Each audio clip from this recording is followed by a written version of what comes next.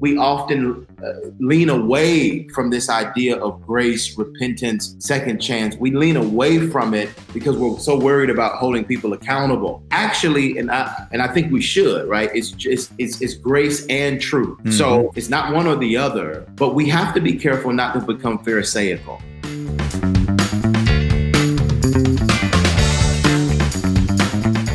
Hey, welcome to Pastors Unplugged. I'm Rick Probst. Wow, this guy. He's amazing. Been on my show many times years ago. So proud of this gentleman. He has gone through the fire. I think he's a rock star personally, but that's just me. Pastor Sam Collier with me today. He's the lead pastor of Christian Cultural Center Atlanta. Author, speaker, musician. He does it all. Proud dad. He just showed me Sammy's picture on his phone, and that's where the picture should be, right, Sam? Right, absolutely.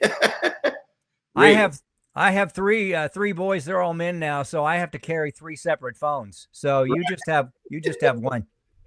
Yeah, well, man, it's great to be back here, man. It's such an honor to talk to you, and like you said, we've been through the ups and the downs, and you've been there at every turn at some point. And so when this came across even my desk, the opportunity, I said, oh my gosh, to be able to talk to Rick again would just be amazing. So it's an honor to be at.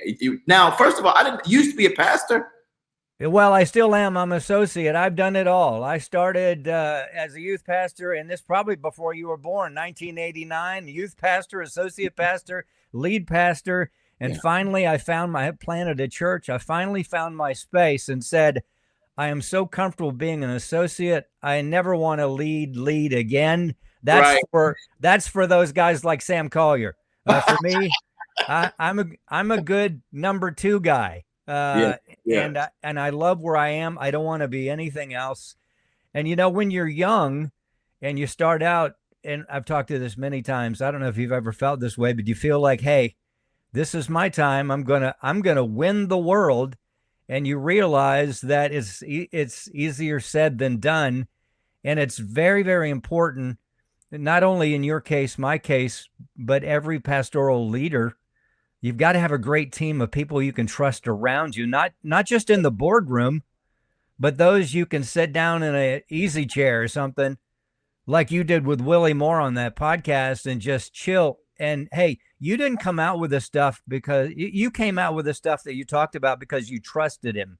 Yeah. And absolutely. I think that's where, and thank God you've learned and you've landed in such a safe, powerful, and fruitful place, right? Because I know just from experience of listening and reading and watching Dr. A.R. Bernard, he's not going to let you just kind of mellow out. He's going to inspire you, equip you, and give you space to do your gift and calling. Isn't that cool?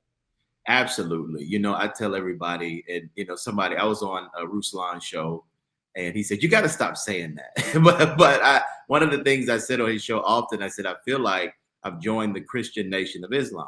And he's like, you gotta stop saying that. Like, I got it. I know there's connotations around unity, racism, all those other things. But let's take that and put it to the side. Yeah. The beauty, Dr. A.R. Bernard came out of, out of the Nation of Islam.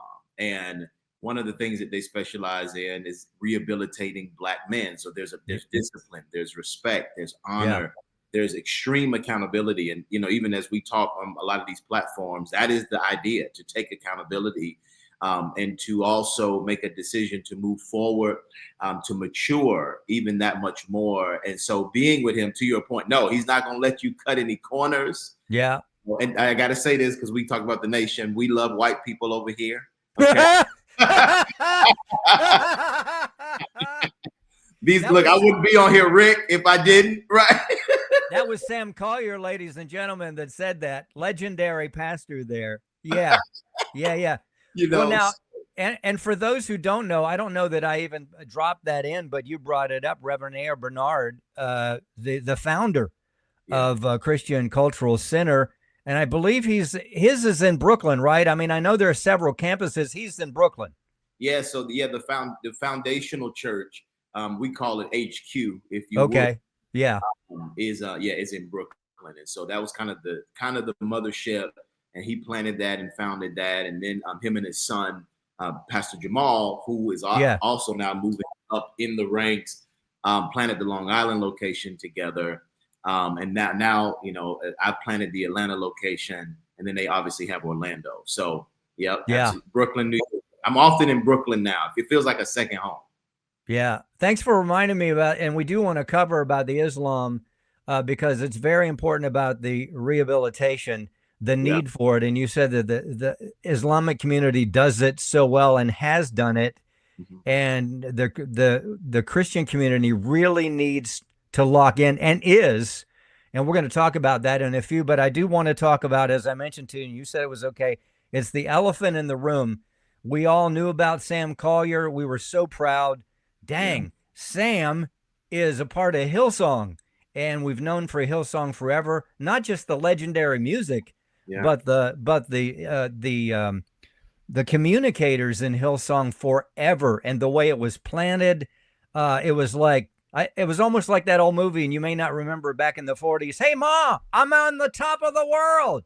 Right. And I thought, hey, your ex-wife was pregnant. She was your wife at the time.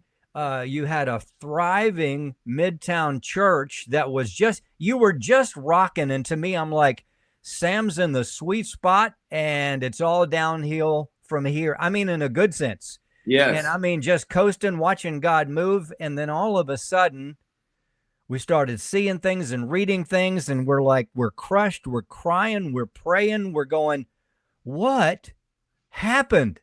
Yeah. And, you know, and we didn't know what to say. At some point, when you're on this side, all you can do is pray, because you don't need to say anything else. It's not a time to take sides. It's a time to pray and watch God move. And the good news is you motored through that, in a sense, sometimes slow, sometimes fast, but you're on the other side of it. Let's talk a little bit about this, because no doubt you felt, how many emotions did you and still maybe are going through, and who was there with you during this whole time? As we talked about, you got to have hey, listen, now this is a white guy saying this, so please forgive me. Who was your posse? Who are the guys that you could trust? Your shotgun guys that no matter what happens to Sam, good days, bad days, ugly days, we're here for you, brother, and we're not going to leave you behind. Who was your posse, Sam, during this whole thing? Wow. First of all, what a lead in. It's let me answer your initial question, and then I'll double back. Yeah, it's yours. Go ahead. There really was one individual who, there were many individuals, let me first of all say that, but for individuals that were close to the situation, his name's The Truth. He's a Christian rapper. He's got about 2 or 3 Grammy nominations and all of those things. Great apologist, but he's very very credible in the space, and he's just someone that when Hillsong Atlanta was planted, he was a second and third communicator, and just became a brother to me throughout that entire season. I had a friend over at the Wesleyan Investment Fund. The Wesleyan Investment Fund, they invest in churches, and we were in the middle of a building project when we transitioned Hillsong over to Story. I remember in the middle of everything, trying to figure out if I was going to continue, looking to quit, trying to hand the church off, all of these other pieces. We were in the middle of this building, this $750,000 building project, and we were about 400,000 in, which means we had another roughly 350, or we were pro-rattering it, so maybe pro-rattering it, and so we had about maybe $150,000 left based on myself and the lender, and we were trying to figure out if we were going to finish the building. And he called me into a meeting, and he said, "Hey, I just want to talk to you." And this is one of the CEOs at the time, and he said, "Hey, I need to know who's going to be here when you hit a wall." He said, "Because you're going to hit a wall. It's been 3 years of crazy. Now you've got this divorce, all of these things. You're going to hit a wall. And if we're going to put more money into finishing this building, we not only want to know, obviously, that you're committed, to the faith, and that you're moving forward, and that, there's maturation and all these other things. But we want to know who's going to be there when you hit this wall. And it was truth and it was others. But to your point, that was the idea. So I'll stop there before we go back and let you jump in. Sam Collier, Pastor Sam Collier, Christian Culture Center, Atlanta. These guys, their mission to spread the gospel of Jesus Christ, helping spiritual seekers become transformed believers. And I love this part: demonstrate the love and compassion of Christ to the world through humanitarianism works and social engagement. Good stuff. So you go through this. You've got folks you can lean on, brothers you can say, hey, I'm having a bad day, help me here. Or I'm on top of the world, I'm ready to go full force boogie and watch God do what not only he's done in me, but through me, because he's not done yet. And I'm sure somebody said that to you, Sam. You're not done yet, Sam. Ooh.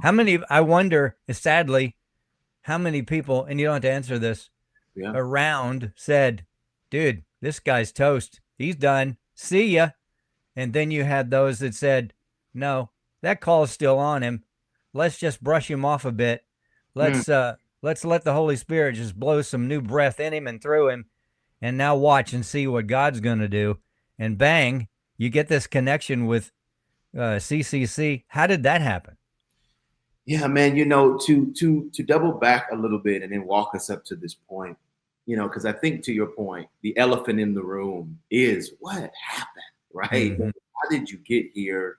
What was going on? Seemingly came out of nowhere, so on and so forth. Yeah. I say this oftentimes with crisis, that from the outside looking in, you often have a difficult time understanding every element of what is going on behind the scenes. And it's always more, and I'm sure I'm going to call you Pastor Rick, because I didn't know that until today. I'm sure, Pastor Rick, you as a pastor and as a lead pastor, and obviously as a media specialist and all of that, you found yourself behind the scenes helping others navigate so many things.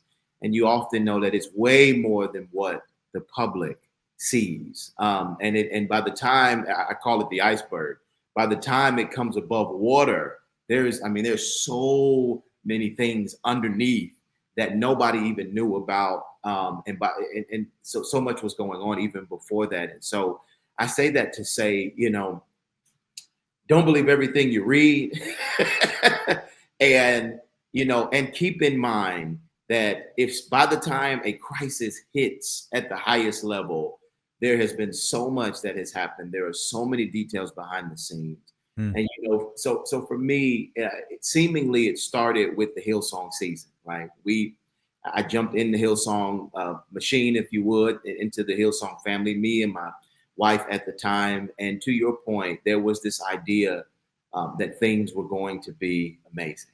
It was, man, this is it. First African-American pastors in the world.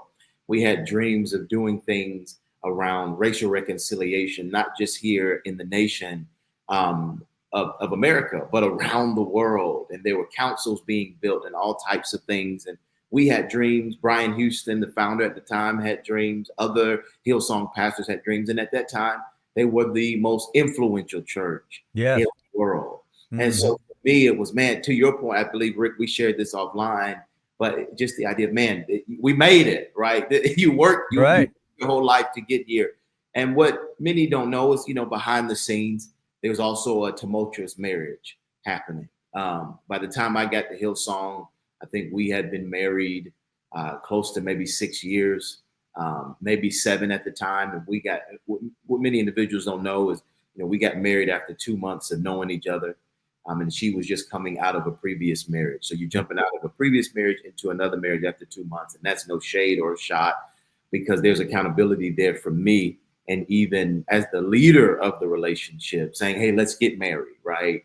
You are in a season and at a space and at a time in which you're in love, right? You're blinded. Love is blind. You're jumping in.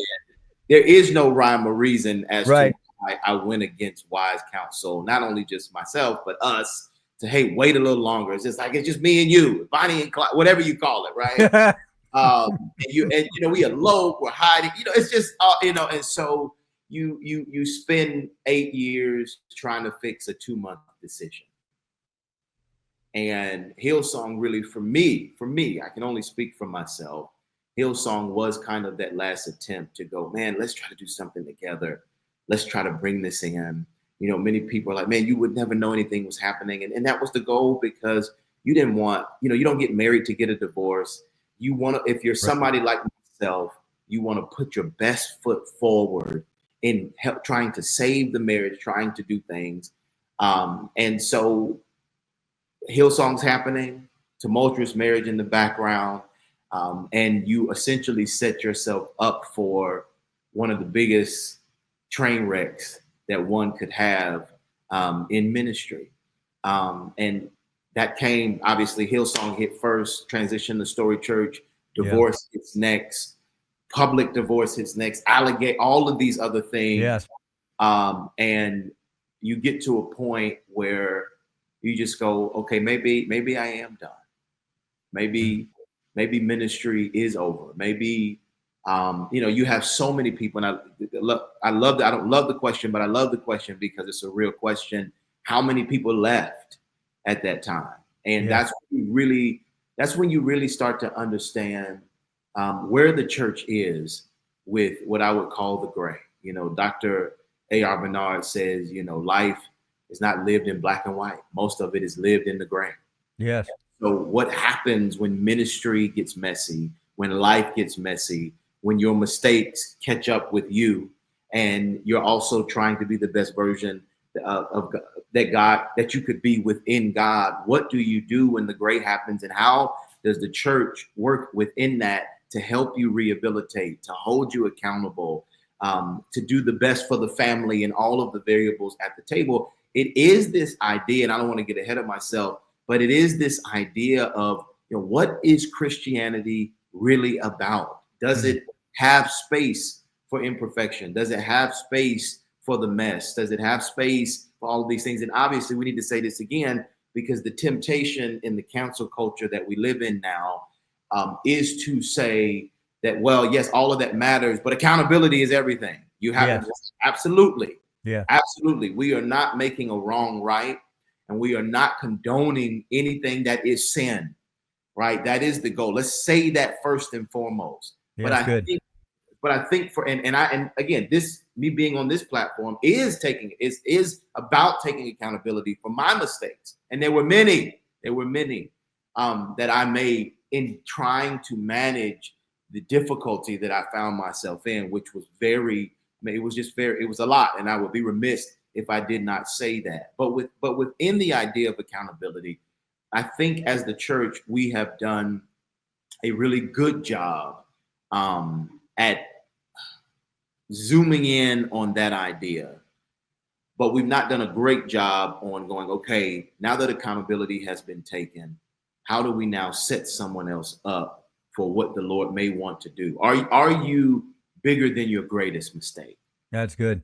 And I think that is the intersection of where Dr. A.R. Bernard and myself met. It was a moment where I was having a nervous breakdown and essentially trying to leave ministry. I now share this story with you. There's a scene in the movie Ray about Ray Charles where he's riding down the street on a bus, and the driver is talking about being in the military and being in war, and they start talking about death, and he makes a statement that resonated with me well at the time, and it was, seeing death ain't natural, and seeing that much death ain't natural. And for me, I had seen so much death over the last 3 years with people leaving. People, when you go through a crisis, whether you know it's true or whether you don't know it's true, or whether all of these things, this is when the fire hits, people run for the hills. Yeah. And oftentimes the people that run for the hills are the people you never thought would run for the hills. Yeah. And the people that come close to you are people you never thought would come close to you.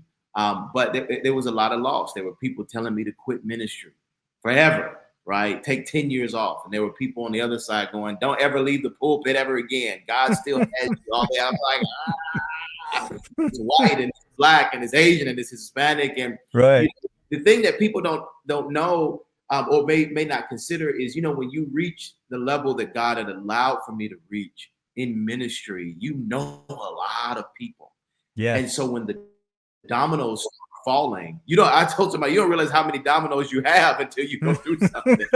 I did an interview, like, oh my gosh, how many people do I know? But I did an interview with the Christian Post trying to respond to this. It went okay. But it was in the middle of the crisis. We should have waited to do it. But his opening statement was, so you become this international figure. And I thought I did. When did that happen? And so, but you only find that out when you go through it. And so to get to the point where I was having this nervous breakdown, 4 days away from walking on stage at Story Church and resigning fully, to go and do something else in the corporate sector, I get a call from a friend who said, do you know Dr. A.R. Bernard? And I said, I've heard of him. And he said, well, his son and him, they've been watching you die essentially publicly for the last 4 years. And if you're open to it, they would like to have a meeting. What's happening right now in your life? I said, well, I'm shutting the church down in 4 days and I'm done with ministry. And he said, well, let me call you back. 2 days later, Pastor Jamal Bernard, AR's son, was in Atlanta. And he was taking me to lunch. We walked through the building we had at the time. And he said, man, I'm just sorry we didn't come sooner. We have been watching this happen and we wonder maybe this would have gone different had we come sooner. But here we are. What do you need? We don't believe the Lord is done with you. Let's talk about what happened. Be honest with us. And let's see what we can do. And it was actually that day, there was a particular number amount that we needed to even keep the church alive. And he walked out of that meeting and walked back in an hour later and said, we're going to give you the money to keep this ministry alive. And it was not a small number.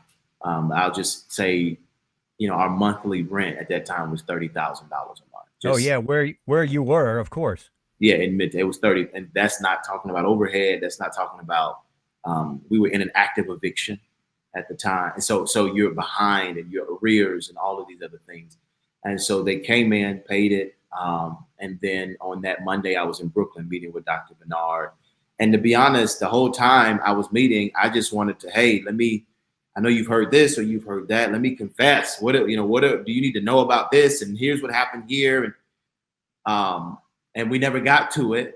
And I'm thinking the whole time, wait, do these guys know who they're talking to? Like this is the guy. Like everybody, people are done with me.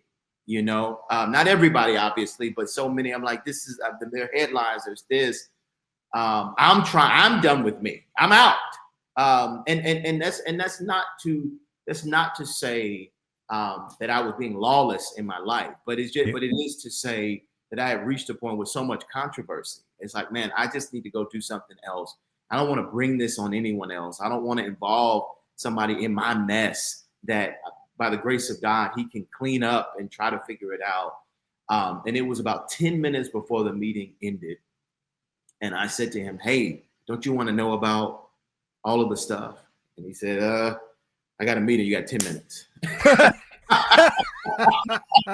I said, well, here's what happened. This happened, and then I did this, and then this, and this, and this, all of these other things. And I went through this, and then this was said, and this was shared. And he said, okay, yeah, we knew all of that. We wouldn't have been sitting here with you had we did our research. Sure. We wanted to see if you would tell us the truth.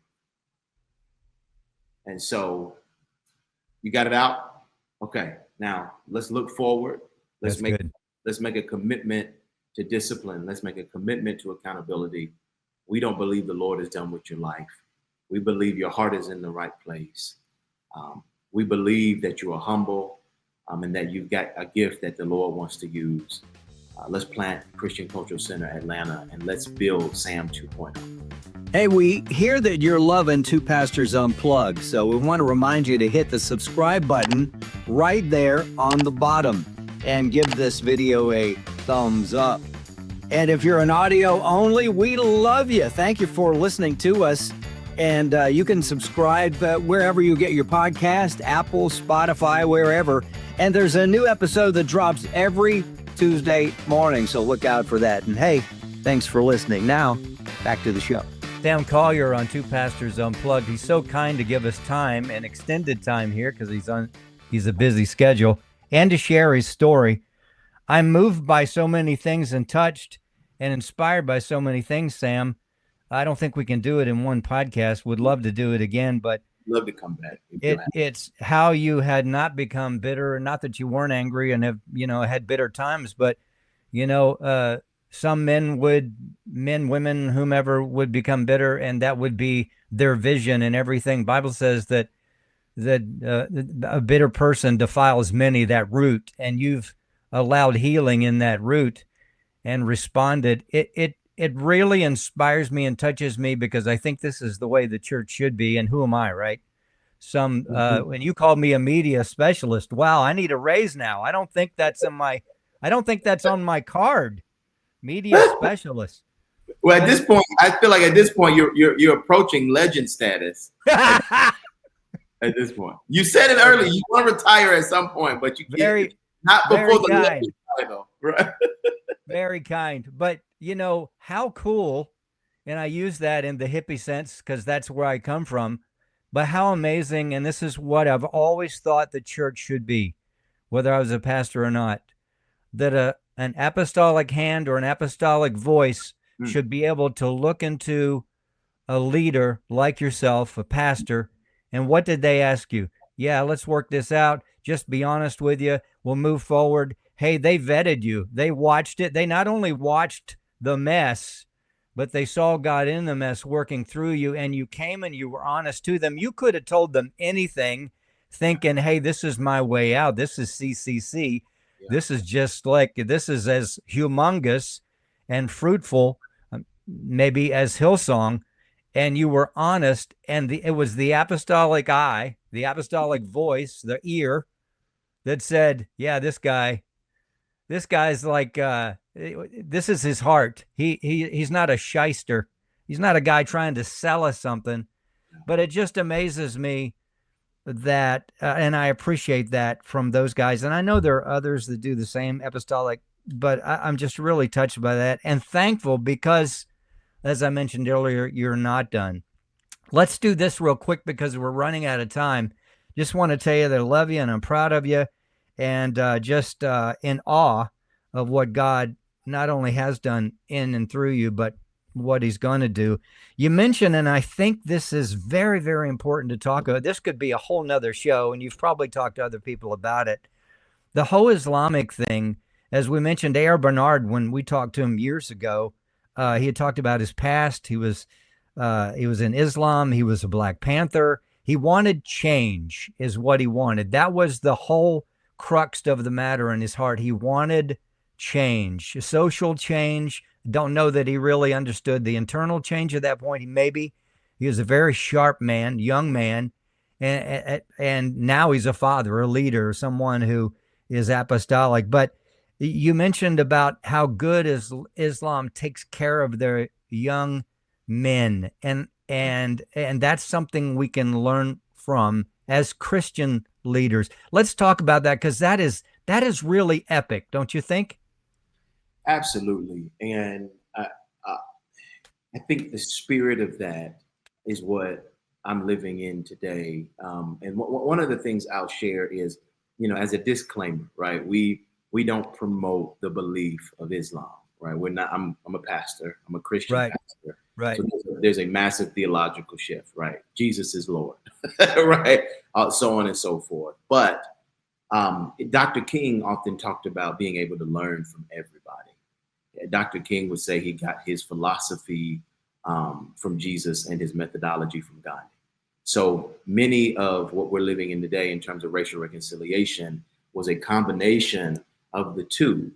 We are not to forfeit our core beliefs at all, but we believe God can move in anything, and we can extract truth from many things.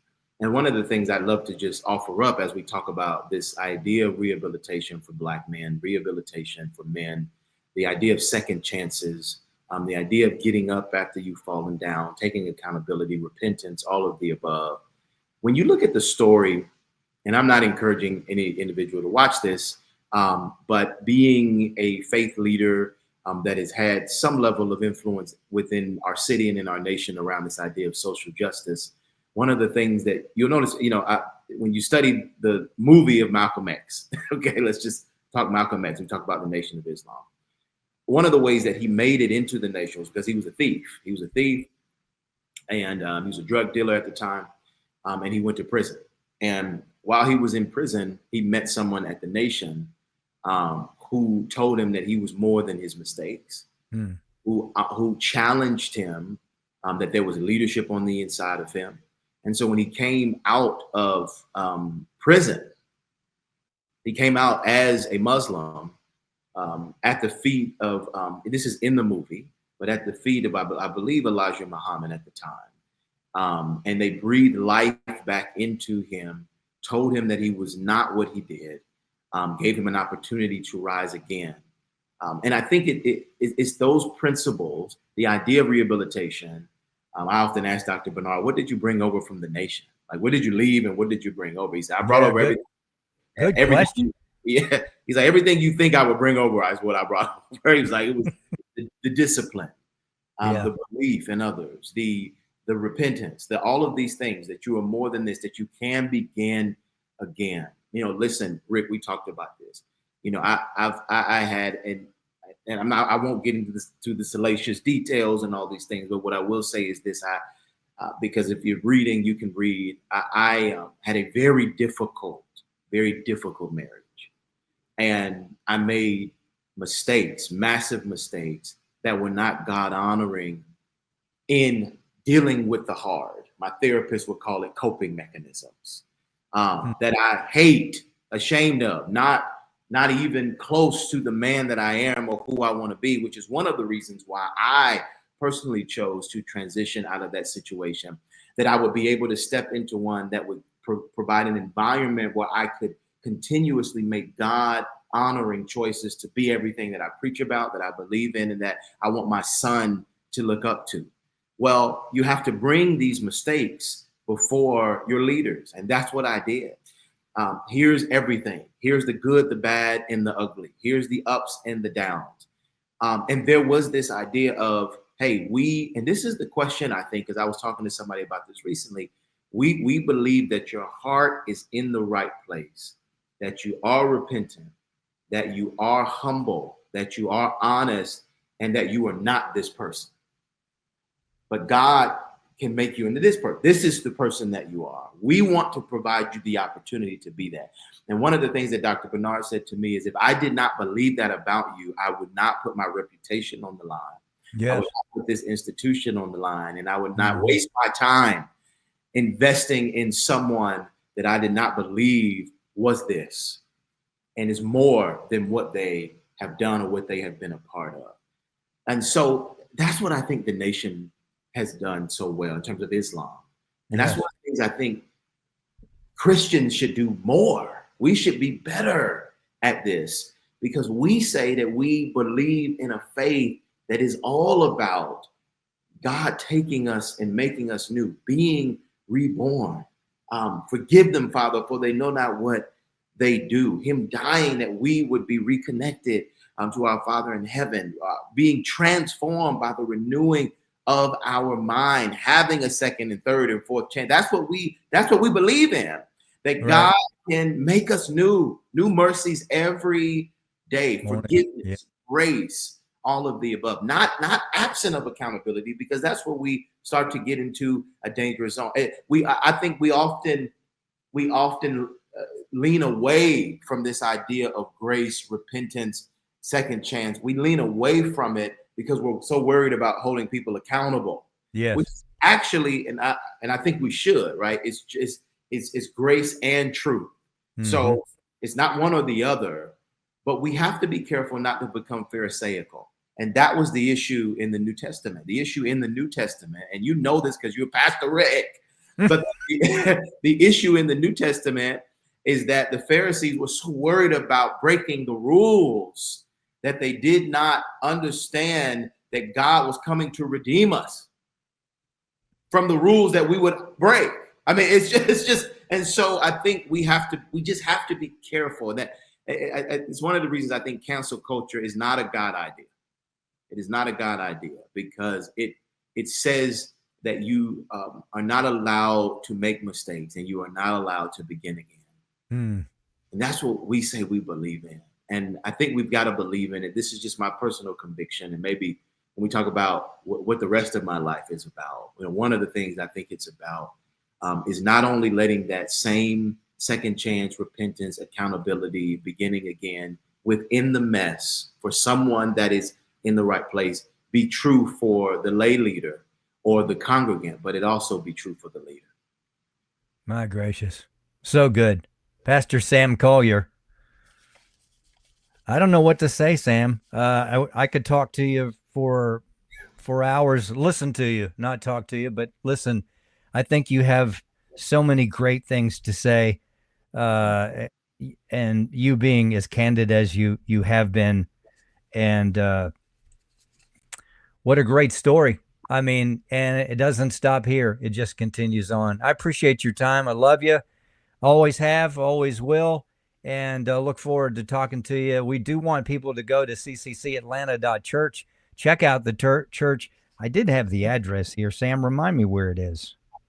Man, it is. I'll just give you a name. It is at Plywood Place. Plywood Place in the West End. If you put it in Google, it'll pop up. Or just Google Christian Cultural Center Atlanta or CCC Atlanta, and you'll see where we are because we are looking to go into a bigger space very soon. Hey, and you can also check out Sam's music. He does a podcast himself. I mean, I had this is my whole sheet. and we really only got to a few pieces, but I think we got to the important stuff that people needed to know and wanted to know, and we're believing God for the best. That's what love does, believes God for the best, right? Or believes in the best thing. And that's what we wanted to believe. Thank you so much for sharing with us. I know you're a busy guy, and I'm so proud that you are and so glad and happy, but I got to have you back maybe in a few months. And God's blessings all over Sammy, that young man. Make sure you don't miss a moment to kiss that young man and just buy him whatever he wants, because that's what dads are supposed to do. Yeah, absolutely. Yeah. I put him. There he is. Right. I love you, man. And this was about it. We didn't need to get into podcasts and other things.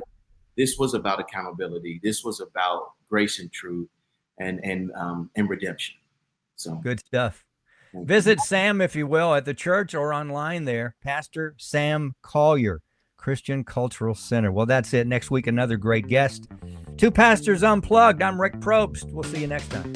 That's a wrap of this episode of Two Pastors Unplugged. But hey, don't stop here. You can click the next video and the next one and the next one.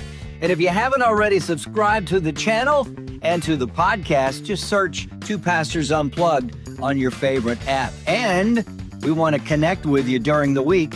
So go to @FaithTalk Atlanta, and we are everywhere across the board. Hey, thanks for watching. We'll see you next time.